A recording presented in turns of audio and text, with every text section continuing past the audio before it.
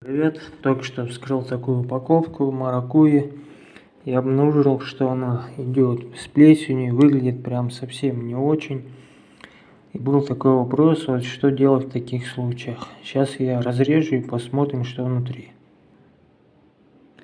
Продолжаем. Вот я разрезал. Смотрим. Внутри все отлично. Вот.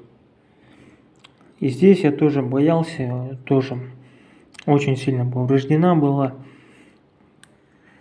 Все так же отлично. Сейчас я попробую и скажу, как на вкус.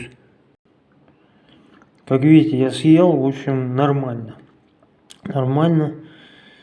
Ничего порченого нету. Я согласен, что за такой внешний вид плохой, но цена должна быть как минимум 100 рублей килограмм. Ну 300-350 это грабеж. Ну 200 еще можно. Ну ничего не поделаешь. В обычные дни ценник 600, где-то даже и 1000.